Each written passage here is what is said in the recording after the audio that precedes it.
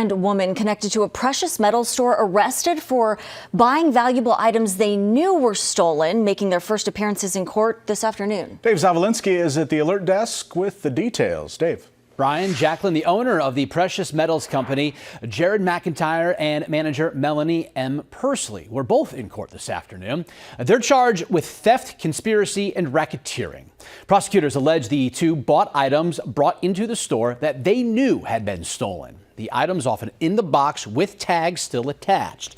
The charges could put both McIntyre and Pursley into prison for up to 74 years.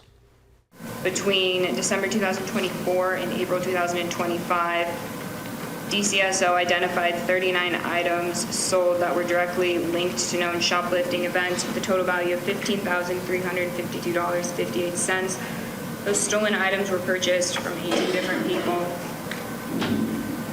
Sales were typically made on the same day or the day following the theft incident by thieves. The business was notified.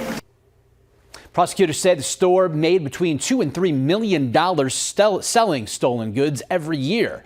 The judge set bond for both defendants at $300,000 each. Their preliminary hearing set for June 2nd. Reporting from the alert desk, I'm Dave Zavolinsky. Dave, thanks. There are